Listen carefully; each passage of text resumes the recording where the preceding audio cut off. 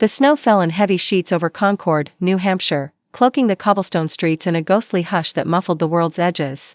The Gilded Page, my family's antique bookstore, stood at the corner of Main Street, its frosted windows glowing faintly under the weight of Christmas Eve, the air thick with the scent of aged leather, wax, and the faint tang of ink. I'm Eleanor Vance, 32, the unseen hand that keeps this place alive, dusting its rare books, mending their fragile spines, balancing ledgers while my mother, Margaret, my father, Thomas, and my brother, Richard, play the part of Concord's literary royalty.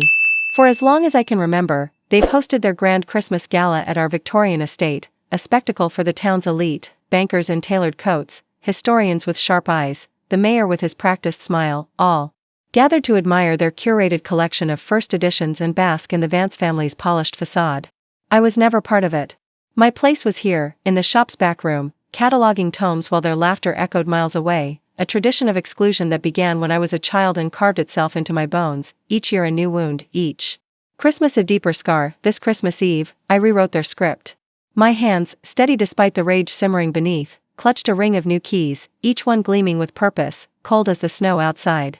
That morning, I'd hired a locksmith to replace every lock on the estate, front gate, oak doors, even the garden shed's rusted latch. It wasn't a whim, it was a reckoning, forged in years of being erased, my contributions buried under their lies. I stood in the shop's office, the air heavy with the scent of old paper, my fingers tracing the edge of a ledger as I overheard my mother's voice on her phone, left on speaker during a rare visit. "Eleanor's fine at the shop," she said. Her tone as dismissive as a flick of her manicured hand. "She doesn't belong at the gala." Richard's laugh followed, sharp and cutting, like glass underfoot. "She'd just hover, mother, like some ghost nobody wants." Their words landed like a blow, but I was done flinching. I'd already set my plan in motion, the keys in my pocket a quiet promise of what was to come. The estate's dining room, where they planned to unveil a first edition The Scarlet Letter by Nathaniel Hawthorne to dazzle their guests, was empty. Now. I'd moved the manuscript to the shop's safe 3 days ago, its leather cover cool under my fingers, its weight a reminder of my invisible labor. I locked it away with a satisfying click, the sound echoing in the quiet shop like a vow. On the dining table, I left a single note in my neat handwriting: "Maybe this year, you'll remember me." It was a quiet act of defiance, but it felt like shouting, my voice finally breaking through their silence. I slipped the keys into my coat pocket, their weight grounding me as I stepped out into the snow. The shop's front window caught the reflection of Concord's Christmas lights, twinkling like a mockery of the joy I'd been denied. I walked toward the estate, my boots crunching against the frost-covered path, my breath visible in the frigid air, the cold biting at my fingertips. As I clutched the keys tighter, the chaos I'd unleashed was just beginning, and I was ready to watch it unfold. Outside the estate, the caterer's van idled by the locked gate, its driver tugging uselessly at the chain, his breath clouding in the cold, his frustration evident in the slump of his shoulders. Guests in fur coats and tailored suits milled about, their murmurs growing sharper as the minutes ticked by, their faces flushed from the cold and irritation. My mother stood at the gate center, her fur collar framing a smile that didn't reach her eyes, her hands clasped tightly to mask their tremble, her velvet gown catching the moonlight like a lie made visible. Richard worked the crowd with his usual charm, his tailored suit pristine but his voice betraying a tremor, his usual confidence fraying at the edges. "A small mix-up," he called out, loud enough for all to hear, his smile forced, his eyes darting nervously. "We'll have it sorted soon." But the lie hung heavy, and I could see the cracks forming in their polished veneer, their carefully curated image starting to crumble under the weight of my defiance. They didn't know I'd orchestrated this, didn't know the manuscript was gone, locked away in the shop where I'd spent every Christmas they'd forgotten me. The first shock came when Mrs. Abigail Thornton, the Historical Society president, checked her watch, her lips pursed in disapproval. "This isn't like the Vances," she muttered, her voice carrying to the other guests, who nodded in agreement, their murmurs growing sharper. I lingered in the shadows across the street, my pulse quickening, my coat blending with the dark, the snow falling around me like a curtain hiding my presence. They'd built their legacy on my silence, on my labor, on my absence. Tonight, that silence was a weapon, and I wielded it with precision. A memory surfaced, sharp and unbidden, from when I was 12, its edges as raw as the day it happened. I'd spent weeks restoring a rare copy of A Christmas Carol for my mother, my fingers stained with ink as I mended its brittle pages, dreaming of her smile when she saw it. The shop's back room had been my refuge, its shelves towering around me, the air thick with the scent of glue and old paper. I'd wrapped the book in tissue paper, tied it with a red ribbon, and placed it under the estate's towering Christmas tree, its branches heavy with ornaments that glittered like stars. each one a reminder of the world I was excluded from. My heart pounded with hope, a child's belief that this gift would make her see me, would earn me a place at their table. But when the gala ended, the gift lay untouched, buried under a heap of torn wrapping from Richard's extravagant presents: a gold watch, a leather briefcase, things that sparkled louder than my quiet effort. "Oh, Eleanor," my mother had said, barely glancing at me as she swept past in her velvet gown, her perfume trailing like a dismissal. "We were so caught up." Next year, I'd carried that book back to the shop, alone, my boots scuffing the snow, and spent the night shelving inventory while their laughter echoed in my mind, a sound that haunted me long after the lights dimmed. That was the first Christmas I realized I was invisible to them, the first of many, each one carving a deeper scar, each one a lesson in being forgotten. The memory burned, but it wasn't just pain, it was fuel, a fire that had smoldered for years and now roared to life. Why had they always pushed me aside? Was it neglect, or something deeper, something deliberate? Another memory flickered, from when I was 16, helping my mother arrange flowers for the gala in the estate's dining room. The air was thick with the scent of pine and roses, the chandeliers casting golden light on the polished mahogany table, its surface gleaming like a mirror. I dared to ask, my voice small but hopeful, why I couldn't join the guests, why I was always left behind. She paused, her hand still, a peony dangling from her fingers, its petals trembling slightly. "You're better suited here, Eleanor," she said, her tone kind but her eyes cold, a dismissal dressed as duty. "The shop needs you." Richard had overheard, smirking as he adjusted his tie in a gilded mirror, his reflection sharp and confident. "Let her stay with the books," he'd said, his voice dripping with condescension. "She's not cut out for the spotlight." My father, Thomas, stood in the background, polishing silver, his gaze fixed on the floor, nodding faintly, his silence a quiet betrayal. That moment wasn't just rejection, it was a signal that my role was to serve, not to shine, to labor in the shadows while they took the stage. The crowd at the gate grew restless, their voices rising as the cold bit deeper, their breath fogging in the air like ghosts of their frustration. A banker in a cashmere coat muttered about wasted time, his words sharp, his impatience palpable. The mayor adjusted his scarf, his smile thinning, while Abigail Thornton clutched her purse with a scowl, her disapproval spreading to the others. My mother's composure faltered, her hands clenching at her sides, her fur collar no longer enough to shield her from the crowd's growing impatience.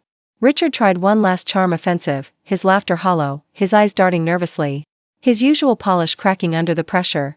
"The locksmith's on his way," he lied, his voice straining to maintain control, but the crowd's patience was fraying, their murmurs turning to sharp complaints, their faith in the Van Cess wavering. I stayed in the shadows, my fingers brushing the keys in my pocket, their weight a reminder of what I'd done, of the power I'd claimed. They'd built their world on my absence, but tonight, I was the one shaping their story. Then, a detail from last year surfaced, like a book falling open to a marked page, its words sharp and clear. I'd found a letter in the shop's rare collection, tucked inside a hollowed-out volume of Walden, its pages worn but intact. It was in my mother's sharp handwriting, addressed to someone named Clara. "The truth stays buried, Clara, for the family's sake." The words had puzzled me then, too raw to dig deeper, too accustomed to swallowing their slights. I'd tucked the letter away, its weight heavy in my hands, its meaning unclear but unsettling. Now, standing in the snow, it felt like a thread I could pull, a crack in their perfect facade that could unravel everything. Who was Clara, and what truth had my mother hidden? The question lingered, heavy as the snow piling around me, its weight grounding me as I watched the crowd's murmurs grow sharper. I wasn't just locking them out of their party, I was locking them out of their lies, and the truth was closer than I'd ever imagined. My phone buzzed in my pocket, Richard's name flashing with a text: "You've gone too far, Eleanor. Fix this, or you'll regret it." I let the screen go dark, his threat hollow against the weight of the keys in my hand, their cold metal a reminder of my resolve. Another memory stirred, from when I was 21, working late in the shop's office, the air heavy with the scent of old leather and dust. I'd overheard my mother on the phone, her voice low and tense, speaking to someone I couldn't hear. "It was a mistake, a long time ago," she'd said, her words clipped, her tone sharp with urgency. "We fixed it for the shop's sake." I'd thought she was talking about a business deal, a misstep in the ledgers, a financial error that needed correcting. Now, with the letter about Clara in my mind, I wondered, was she talking about a person, not a transaction? Was Clara the mistake she'd buried? The memory sharpened my resolve, like a blade honed against stone, its edge cutting through years of doubt. I turned back toward the shop, the estate's dark windows fading behind me, their grandeur silenced by my hand, their lies teetering on the edge of exposure. The gilded page was a fortress of silence, its shelves looming like sentinels. In the dim light of Christmas Eve, their shadows stretching across the worn wooden floor. The air was thick with the scent of aged paper, wax, and the faint tang of ink, a familiar comfort that had cradled me through years of solitude. I sat behind the counter, my fingers tracing the edges of the letter I'd found last year. Its words etched in my mind: "The truth stays buried, Clara, for the family's sake." The words burned, a clue to something bigger than my own exclusion, a secret that pulsed beneath the surface of my family's legacy. My mother's voice buzzed through my phone, sharp and pleading. "Eleanor, this is childish. Open the gate." Richard's texts followed, a barrage of demands. "You've made your point. Fix this." I let the screen go dark, their anger a distant hum compared to the questions roaring in my head. Why had they always left me here, cataloging dusty books while they played the perfect family? Was it just neglect, or were they hiding someone? "Clara?" I crossed to the shelf where I'd hidden the letter, tucked inside the hollowed-out Walden, its cover worn but intact, its weight familiar in my hands. I opened it, the letter's edges yellowed but legible, my mother's sharp handwriting stark against the page. Reading it again, I noticed a detail I'd missed, a date, 1985, and a single line beneath her signature: "You'll understand why we had to choose." Choose what? My heart raced, not with fear but with a cold clarity, a sense that I was standing on the edge of a truth that could change everything. This wasn't just about me being forgotten, it was about a deliberate act, a decision to bury someone else, too. Clara. The name felt like a ghost, someone else my family had pushed into the shadows, just as they'd pushed me. Had they erased her to protect their legacy, the same way they'd erased me from their galas? I rummaged through the shop's filing cabinet, its drawers warped from years of neglect, the wood groaning as I pulled them open, dust rising in faint clouds. My fingers brushed against a bundle of faded receipts, all stamped with the shop's logo, a gilded quill that had once symbolized pride but now felt like a lie. The receipts were dated before I was born, their ink faint but legible, each one a piece of a puzzle I hadn't known I was solving. One caught my eye, a payment to a Clara Vance, marked "Loan Repayment." My breath hitched, the paper trembling in my hand, its edges brittle under my fingers. Clara wasn't just a name, she'd been tied to the shop, to its survival. Why? Had my mother never mentioned her? The receipts were a whisper of something bigger, a truth my family had buried deeper than I'd imagined. I tucked them into my coat, next to the letter, my mind racing, piecing together fragments of a story I was only beginning to understand. Another memory surfaced, from when I was 26, sorting through a box of donated books in the shop's back room, the air heavy with dust, the shelves casting long shadows in the lamplight. Tucked inside a worn copy of Jane Eyre was a child's bracelet, its silver links tarnished but delicate, engraved with a single initial, C. I'd held it up, curious, its weight light but significant in my hand, its surface cool against my skin. My mother had snatched it from me, her voice sharp, her eyes flashing with something like fear. "Don't be curious about things that don't concern you, Eleanor," she'd said, her tone a warning, her hands trembling slightly as she tucked the bracelet into her pocket. I'd thought it was a random trinket, a lost relic of some customer. Now, with Clara's name in my hands, I wondered, was it hers? Did it belong to a child, someone tied to the secret my mother had buried? The memory was a spark, igniting a resolve I hadn't known I had. I wasn't just fighting for myself anymore, I was fighting for Clara, for the truth they'd erased. Another memory flickered, from when I was 23, working late in the shop, the air thick with the scent of old paper and wax. I'd found a letter tucked inside a dusty volume of Leaves of Grass, its pages yellowed, its handwriting different from my mother's but still familiar, as if I'd seen it in passing. It was addressed to Margaret and signed Clara, its words brief but heavy: "You promised me a share, but you took everything. I'll never forgive you." I'd shown it to my father, hoping for answers, but he'd paled, his hands shaking as he took it from me. "This is nothing, Eleanor," he'd said, his voice tight, his eyes avoiding mine. "Old family nonsense." He'd tucked the letter away, but I'd seen the fear in his face, the same fear I'd seen in my mother's eyes years later. That moment had puzzled me then, but now it was a piece of the puzzle, a hint that Clara wasn't just a name but a wound my family had tried to bury. The door chime broke the silence, a soft jingle that startled me, pulling me back to the present. Helen Carter, my mother's oldest friend and the town librarian, stepped inside, her scarf dusted with snow, her face etched with a mix of concern and resolve. "Eleanor," she said, her voice low, her eyes searching mine, "they're saying you locked them out of the gala."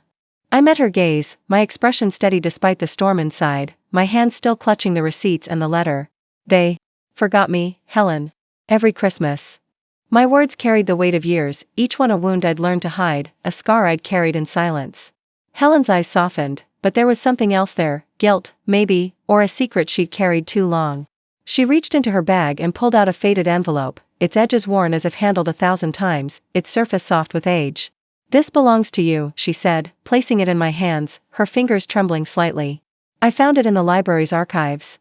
It's time you knew." I opened the envelope, my heart a steady drumbeat, my fingers careful as I unfolded its contents. Inside was a photograph, grainy and yellowed, showing my mother, younger, her hair loose, holding a baby that wasn't me or Richard. The back was inscribed in a shaky hand, "Clara, 1985. My breath caught, the room tilting slightly, the shelves around me seeming to lean in, as if they too wanted to know the truth. Beside the photo was a folded note, its ink faded but legible. In a handwriting I didn't recognize but knew was Clara's. It read, "Margaret, you promised to protect us, but you chose the shop over me." The signature was Clara Vance. My mind raced, piecing together fragments, each one a shard of a larger truth. Clara wasn't just a name from a receipt, she was family, someone my mother had erased, just as she'd erased me from their galas. But a baby? Was Clara a sister, an aunt, or something else? The question burned, sharper than any pain I'd felt before, its edges cutting through years of doubt and silence. I looked up at Helen, my voice steady but cold, the weight of the photograph heavy in my hand. Who was she? Helen hesitated, her fingers twisting the edge of her scarf, her eyes flickering with unease, as if the truth was a burden she'd carried too long. "Clara was your mother's sister," she said finally, her words careful, measured, each one chosen with care. "She was part of the Gilded Page, once, before everything changed." Her voice faltered, a crack in her calm, as if the weight of the secret was too much. "Read the note, Eleanor. It's not my story to tell." She turned to leave, but paused at the door, her eyes meeting mine, a silent plea in her gaze. "Be careful. Your mother, she doesn't let go easily." The door closed behind her, the chime ringing like a warning, its echo lingering in the quiet shop. I unfolded the note again, Clara's words cutting deeper. "You chose the shop over me." My mother had betrayed her own sister, just as she'd betrayed me, every Christmas, leaving me here while she built her legacy on my silence, on Clara's sacrifice. The snow thickened, cloaking the Victorian estate in a shroud of white that made its gables look like jagged teeth in the moonlight, its windows dark and unyielding. I stood across the street, my breath fogging in the biting cold, my coat heavy with the letter, the receipts, and the photograph, each a piece of the truth I'd begun to uncover. The iron gate, locked by my hand, stood firm against the growing crowd of Concord's elite, bankers in cashmere coats, the mayor adjusting his scarf, Abigail Thornton clutching her purse with a scowl, her disapproval a spark that spread to the others. Their murmurs carried a sharp edge, their patience fraying as the caterer's van idled, its driver shaking his head at the unyielding chain, his frustration evident in the slump of his shoulders. My mother stood at the gate's center, her fur collar framing a smile as brittle as ice, her hands clasped tightly to hide their tremble, her velvet gown catching the moonlight like a lie made visible. Richard worked the crowd with his usual charm, his tailored suit pristine but his voice betraying a tremor, his usual confidence fraying at the edges. "A small mix-up," he said, loud enough for all to hear, his smile forced, his eyes darting nervously. "We'll have it sorted soon." But the lie hung heavy, and I could see the cracks forming in their polished veneer, their carefully curated image starting to crumble under the weight of my defiance. I'd locked them out, not just from their gala, but from their carefully curated myth. The Hawthorne manuscript was safe in the shop, hidden in a locked safe only I could open, its absence a silent rebuke to their theft of my labor. My note on the dining table, "Maybe this year, you'll remember me," was a blade I'd driven into their pride, and I could see it cutting deeper with every passing minute, each murmur from the crowd a confirmation of their unraveling. My mother's eyes darted to the guests, her composure cracking as a banker whispered something sharp to another, their words lost in the wind but their meaning clear. Richard's charm faltered, his hands clenching as he scanned the street, perhaps sensing I was near, his eyes narrowing with a mix of anger and fear. I stayed hidden, my coat blending with the dark, my pulse thrummed with a strange mix of pain and power. For years, I'd been the ghost they pretended not to see. Tonight, I was the one haunting them, my presence felt in the locked gate, the missing manuscript, the note that spoke my truth. Another memory surfaced, from when I was 24, working late in the shop's office, the air heavy with the scent of old leather and dust, the lamplight casting long shadows across the cluttered desk. I'd found my father, Thomas, hunched over a ledger, his hands trembling as he closed it with a snap, the sound sharp in the quiet room. "Just old debts," he'd muttered, brushing me off, his eyes avoiding mine, his face pale and drawn. I'd thought he was tired, worn down by the shop's endless demands, his shoulders slumped under the weight of years.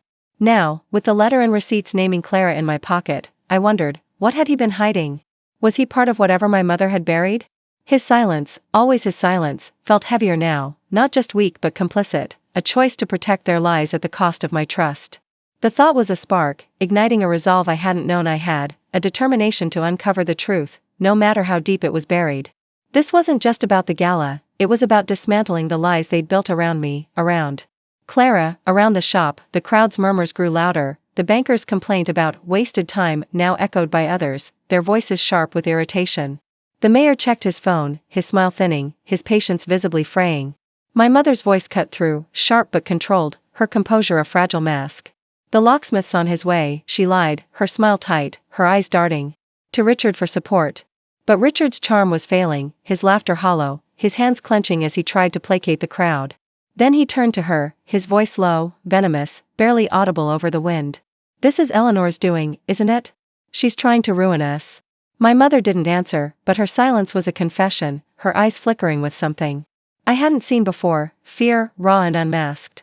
The realization hit me like a shock. My act of defiance had stripped them bare, exposing their fragility to the very people they'd worked to impress. They weren't just angry, they were unraveling, their perfect world cracking under the weight of my truth. Another memory flickered, from when I was 29, catching Richard in the shop's office, rifling through a drawer of old papers. His movements quick and furtive, the lamplight casting sharp shadows on his face. His hands had paused when he saw me, his expression shifting from tension to a forced smile. "Just checking inventory," he'd said, his voice too smooth, his eyes too sharp, his fingers twitching as he closed the drawer. I'd thought it was odd then, a moment that lingered like a splinter in my mind.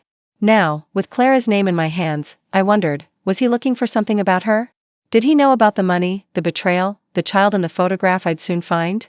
His aggression now wasn't just anger, it was desperation, a crack in his confidence that suggested he was guarding something bigger, something he'd worked to keep buried. I remembered another moment, from last year's gala, Richard whispering to my father in a corner, their faces tense, their voices low, the air thick with secrecy. "We can't let her find anything," Richard had hissed, his eyes darting toward the door, his hand gripping my father's arm. I'd thought it was about a business deal, a petty squabble over seating or guests. Now, I saw it differently.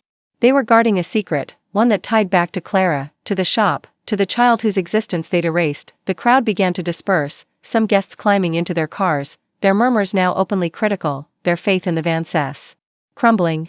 "This isn't the Vance way," one woman said, her voice carrying across the snow, her words a judgment that echoed in the cold.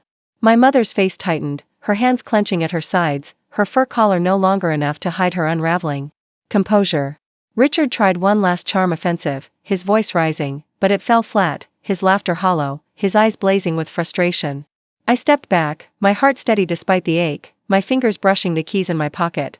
I'd spent years asking why I wasn't enough, why they needed me gone from their world. Now, I saw the truth, their legacy was a house of cards, built on theft and betrayal, and I'd just pulled the first one. The gate's chain rattled as the caterer gave up, driving off into the night, the sound of the engine fading into the snow. My mother turned to my father, her voice a hiss, sharp and urgent. "Find her. Now." But I was already gone, back to the shop, where the answers waited, where the truth was finally within my reach. The gilded page was silent, its shelves standing like quiet witnesses as the snow outside muffled Concord's fading Christmas lights, the world beyond the windows a blur of white and shadow. I sat at the counter, Clara's letter, the photograph, and the receipts spread before me, each a shard of the truth I'd begun to uncover, each a piece of a puzzle that was bigger than I'd imagined. My mother had betrayed her sister, Clara, casting her out to save the shop's reputation, just as she'd cast me out every Christmas to preserve their perfect image. But the photograph, the baby in my mother's arms, labeled Clara, 1985, was a deeper mystery, one that gnawed at me, its edges sharp and unsettling. Was the child Clara's? My mother's? And why had they buried her existence along with Clara's name? I turned to the shop's ancient filing cabinet, its drawers warped from years of neglect, the wood groaning as I pulled them open, dust rising in faint clouds that danced in the lamplight. My fingers brushed against a hidden panel at the back of the bottom drawer, a faint click breaking the silence, a sound that felt like a door unlocking. I pried it open, revealing a bundle of ledgers, their covers stained with time, their pages yellowed but intact, their weight heavy in my hands. The first page bore my father's handwriting, meticulous but hurried, detailing transactions labeled Clara's debt. My heart thudded as I scanned the entries, thousands of dollars funneled from the shop's accounts to an unnamed recipient, all under the guise of repaying a loan that didn't exist. My father hadn't just been complicit in my mother's betrayal, he'd been the architect of a deeper lie, siphoning money to protect their image while Clara was erased, her sacrifice buried under their greed. The ledgers were a shock, a cold confirmation that my father's silence wasn't weakness, it was guilt, a weight he'd carried for years, hidden behind his quiet nods and averted eyes. I remembered another moment, from when I was 27, working late in the shop, my hands aching from restoring a rare Hawthorne collection for the gala. I'd spent months on those books, their pages delicate as whispers, my fingers raw from glue and thread, each stitch a hope that my mother would see me, acknowledge my work. The work was a labor of love, a silent plea for their approval, but at the gala, my mother had presented the collection to the guests, her voice glowing with pride as she called it, our family's dedication to literature. Richard had stood beside her, basking in the applause, his smile sharp as a blade, his eyes gleaming with triumph, while I was miles away, unnoticed, my effort erased. I'd thought it was oversight, a failure to see me, to value me. Now, with the ledgers in my hands, I saw it differently. They hadn't just forgotten me, they'd chosen to erase me, just as they'd erased Clara, to keep their legacy clean. Their image untarnished. The door chime rang again, sharp and sudden, pulling me from the memory. James Lowell, the director of the Concord Historical Society and a friend of Clara's, stepped inside, his coat dusted with snow, his face grim but steady, his eyes carrying a weight that matched my own. "Eleanor," he said, ignoring the ledgers on the counter, his voice low but firm, "I heard about the gala. You've stirred something up." I nodded, my fingers tightening on the ledgers, their pages rough under my touch. "They've been lying for years," I said, holding up the evidence, my voice steady despite the storm inside. "Clara saved the shop, and my father stole from it, using her name." James's expression darkened, but he wasn't surprised, his nod slow and deliberate. "Clara trusted me with some of her papers," he said, pulling a folded document from his pocket, its edges worn but intact. "She wanted you to have this if the truth ever came out." The document was a single page, Clara's handwriting. Stark against the yellowed paper, its words precise and unyielding. It was a promissory note, signed by my mother, acknowledging a loan from Clara to save the Gilded Page during a financial crisis in the early 1980s. But at the bottom, in smaller script, Clara had added, "Margaret promised me a share of the shop. She gave me nothing but silence." The words hit like a physical blow, not just for Clara's pain but for how they echoed my own, a mirror of the betrayal I'd endured every Christmas. My mother hadn't just betrayed her sister, she'd rewritten the shop's history, claiming its success as her own while I, like Clara, was relegated to the shadows, my labor invisible, my worth denied.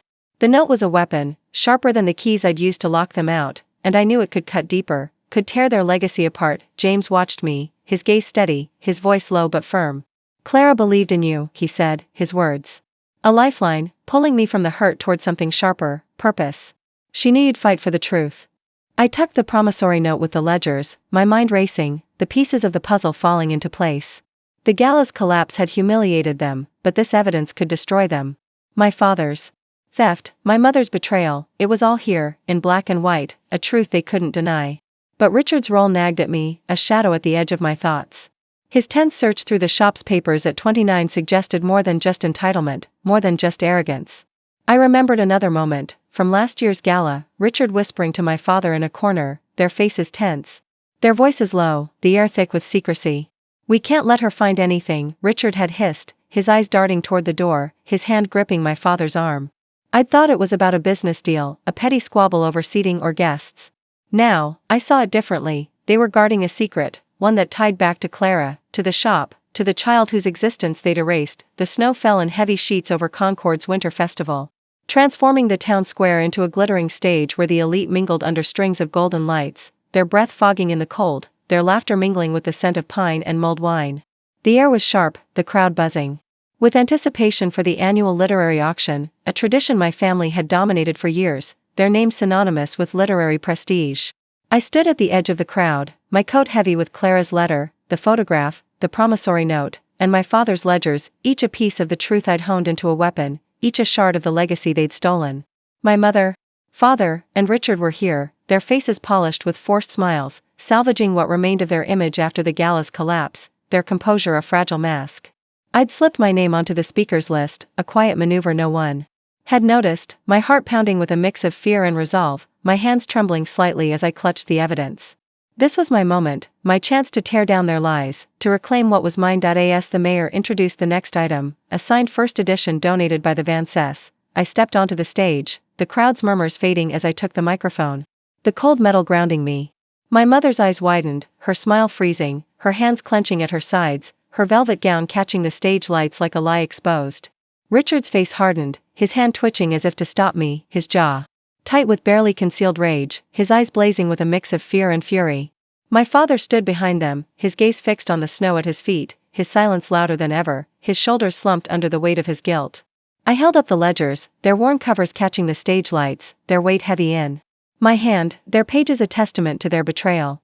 For years, you've celebrated the Vance family legacy, I said, my voice steady, cutting through the winter air like a blade. But it's built on theft and betrayal. The crowd stilled. Their faces a mix of curiosity and shock, their breath visible in the cold, their eyes darting between me and my family. I opened the ledgers, revealing my father's handwritten entries, each line a confession of his deceit, each number a lie that had propped up their facade.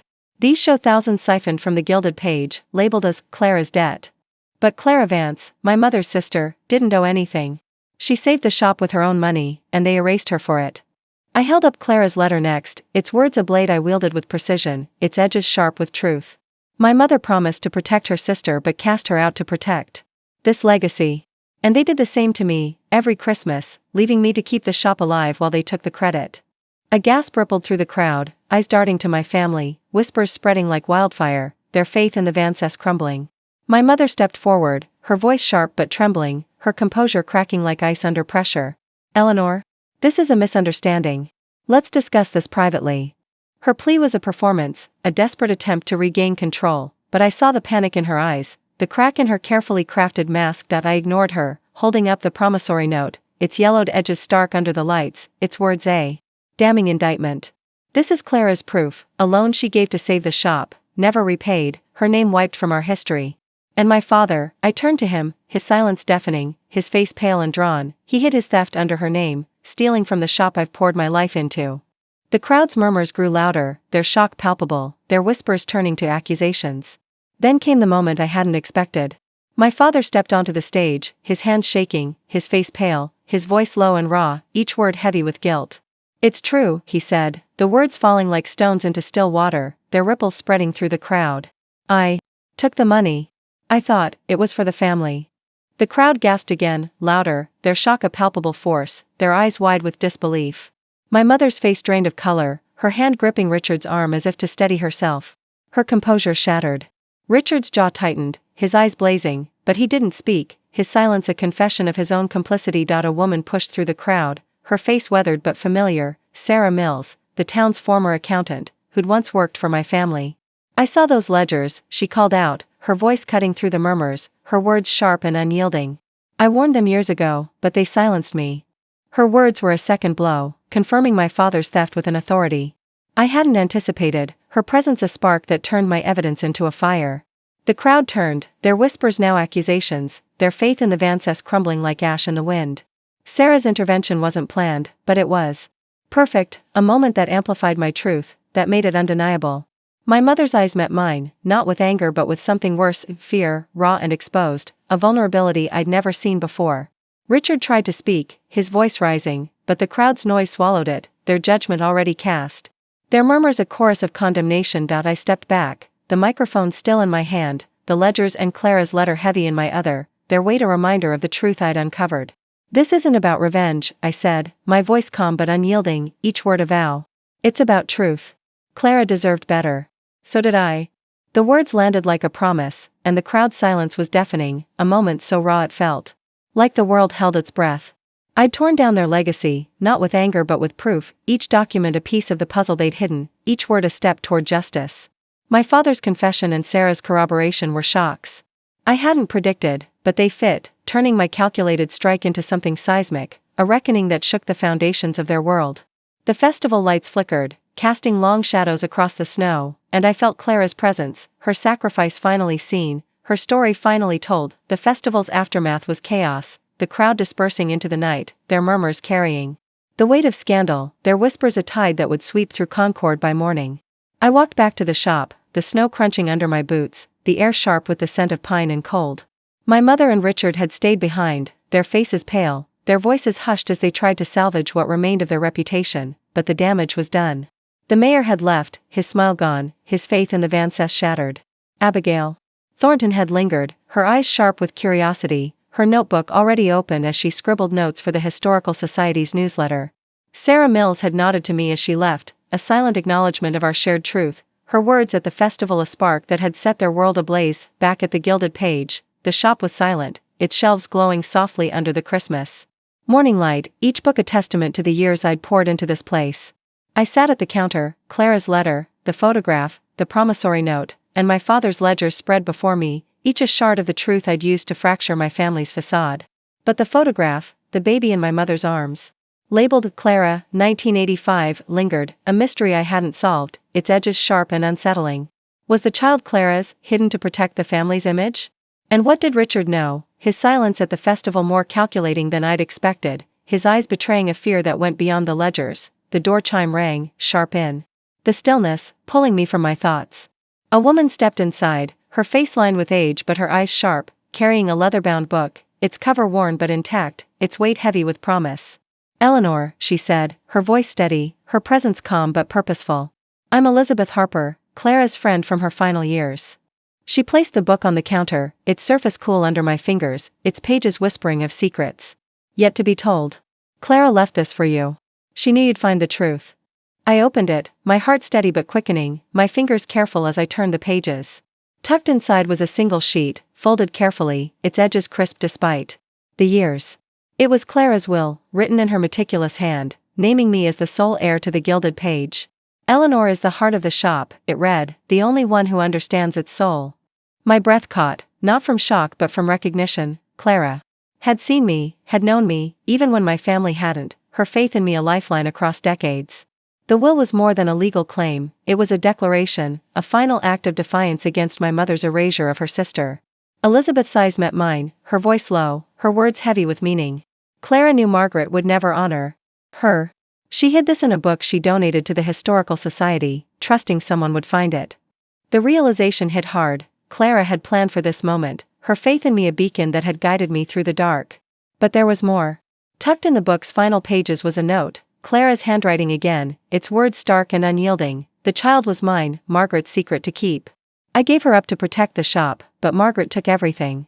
The child wasn't my mother's, it was Clara's, a daughter erased to preserve the family's image, just as I'd been erased every Christmas, my labor buried under their lies." The revelation wasn't just a shock, it was a key, unlocking the deepest layer of their betrayal. My mother hadn't just stolen Clara's share of the shop. She'd forced her to hide a child, a sacrifice Clara made for the family's survival, only to be cast out, her name erased, her daughter forgotten. Richard's role became clearer, too, the pieces falling into place like pages in a book.